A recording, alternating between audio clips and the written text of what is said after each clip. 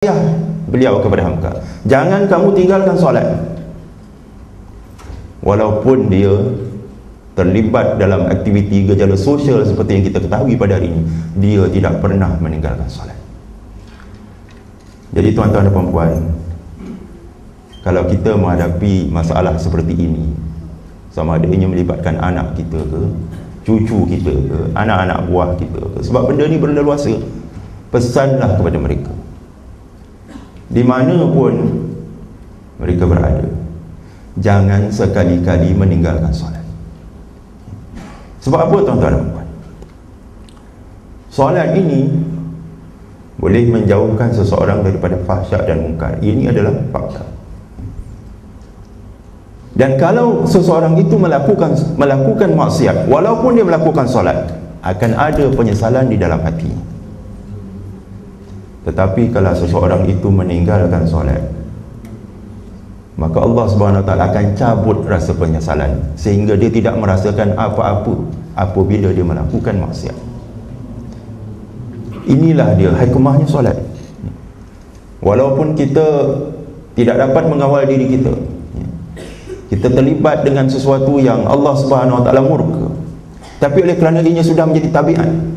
Tapi kalau kita tetap istiqamah melakukan salat, akhirnya penyesalan itu akan bertukar menjadi suatu keinginan untuk membuat perubahan dalam diri kita. Jadi inilah suatu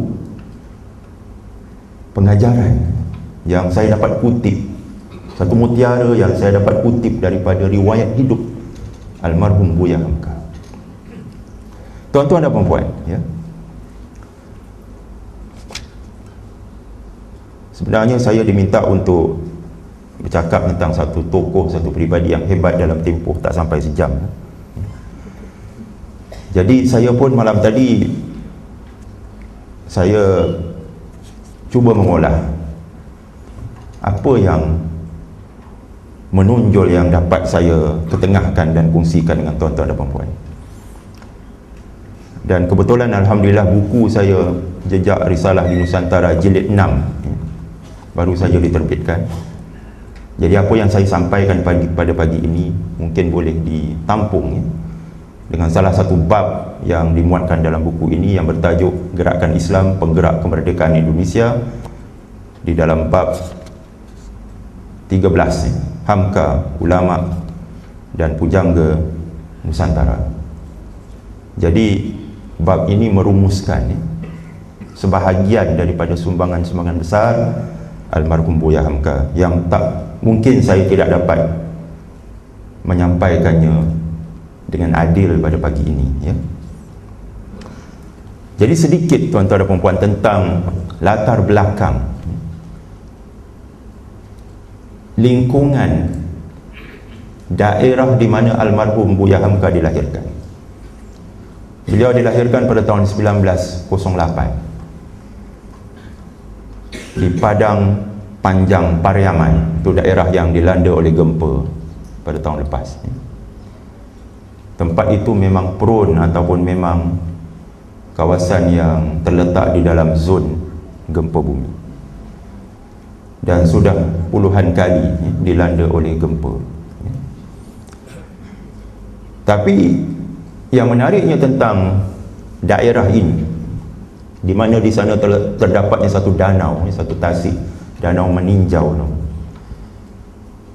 Saya tak tahu, saya tak pasti sama ada tuan-tuan dan puan-puan pernah mengunjungi tempat ini, tetapi tempatnya cukup indah, cukup indah. Dan bila kita tengok sejarah perkembangan Indonesia, maka kita akan dapati ramai tokoh-tokoh, pemikir, pejuang lahir dari daerah itu. Ramai sastrawan, dan almarhum Buya Hamka sendiri adalah seorang sastrawan. Mungkin sebahagian besar daripada kita mengenali almarhum Buya Hamka ini lewat buku-buku roman ataupun buku-buku novel yang ditulis. Antaranya Tenggelamnya Kapal Vanderbilt, Di Bawah Lindungan Kaabah, Di Lembah Kehidupan, Tuan Direktur, Sisa Bariah. Tak tahu Sisa Bariah ni mungkin sudah habis cetakkan. Ini adalah buku pertama yang beliau tulis di dalam bahasa Minang. Cuma novel-novel Hamka ini walaupun membicarakan soal cinta, tapi temanya bukan cinta. Dia ingin membawa satu persoalan besar, persoalan pertentangan di antara adat dan Islam. Contohnya, beliau apabila menulis sebuah buku-buku, antaranya Merantau ke Delhi, Keadilan Ilahi. Ini adalah antara buku-buku yang patut ada di perpustakaan di rumah kita, dan galakkan anak-anak kita membacanya, kerana dia membawa idea-idea besar. Kata, bagaimana umat Islam menghadapi zaman revolusi, bagaimana umat Islam menghadapi penjajahan Belanda, walaupun dia menjadikan cinta remaja sebagai plot kepada idea yang dia nak bawa.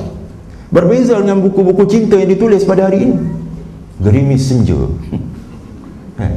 ceritanya A bercinta dengan B, putus.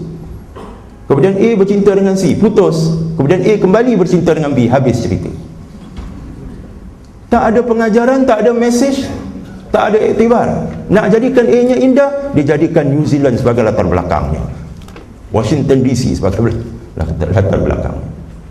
Harganya berapa? RM20, RM30, tebal. Itulah buku-buku yang dibaca oleh anak-anak remaja. Kalau saya menulis buku seperti itu, tuan-tuan dan puan-puan, dah lama dah saya jadi milenial. Puluhan ribu buku-buku yang membawa mesej-mesej picisan ini laris di pasaran. Siapa nak beli buku macam ni?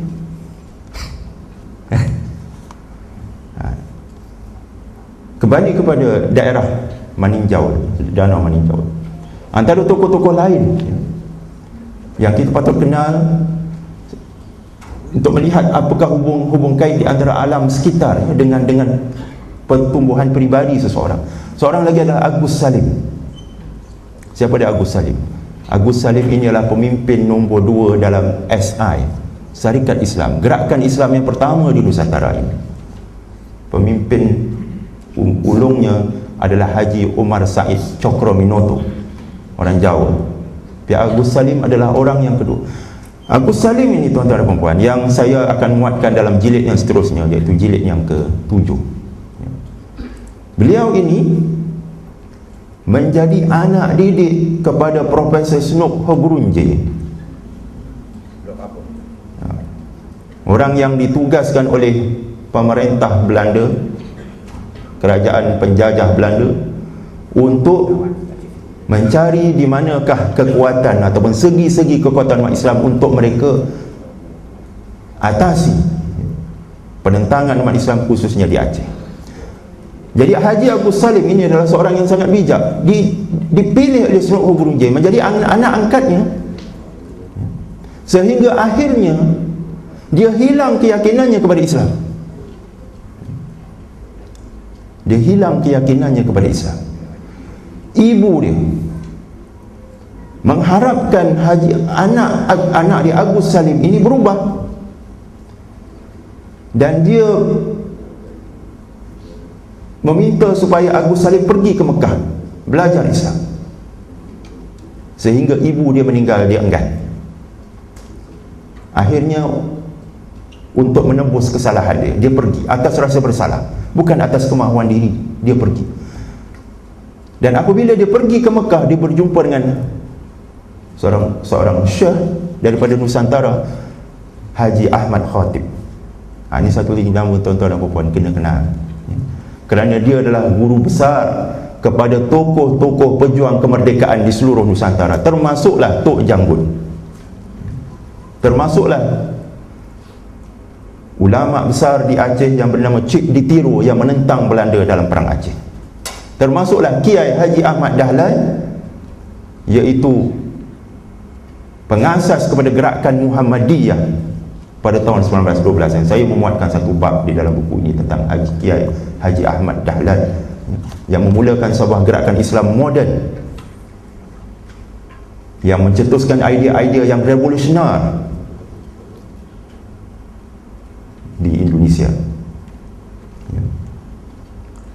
Jadi oleh kerana Agus Salim ini seorang yang bijak, maka Syekh Ahmad Khatib telah coach dia ataupun telah didik dia one on one.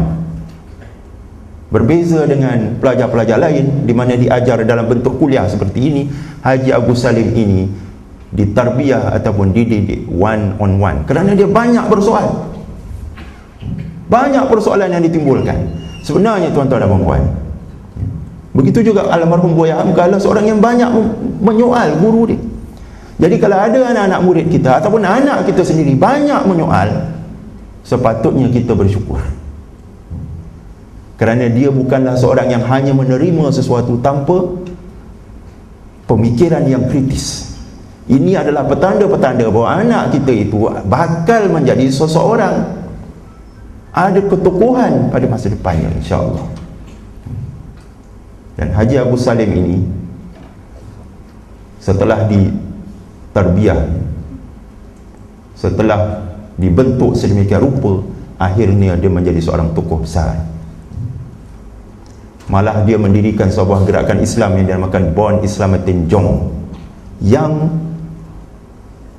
Muslim Youth dalam bahasa Belanda, dan dia menggunakan bahasa Belanda sebagai bahasa pengantar dia untuk membentuk generasi muda Indonesia yang sudah diracuni pemikirannya oleh penjajah Belanda. Akhirnya dia menjadi seorang pejuang kemerdekaan Indonesia yang terkenal. Lain-lain nama yang saya nak perkenalkan, Abdul Muiz juga lahir daripada daerah itu, Danau Meninjau, dan dia menulis novel-novel, antaranya Salah Asuhan. Saya tak pasti sama ada tuan-tuan dan puan ada buku ini. Ini adalah buku-buku yang patut ada di dalam simpanan kita. Nursinah Iskandar yang menulis Apa Dayaku Kerana Aku Perempuan. Ini ibu-ibu patut memiliki buku ini. Buku ini saya rasa sudah habis dicetak. Tapi inilah antara buku-buku yang saya baca waktu remaja yang telah membuka minda saya untuk mengenali tokoh-tokoh ini dan menjadikan saya seperti ini pada hari ini. Dan saya ingin rakamkan sebenarnya bahawa saya terhutang budi kepada ayah saya, kerana beliaulah yang telah memperkenalkan saya dengan tokoh-tokoh ini. Jadi tuan-tuan dan puan,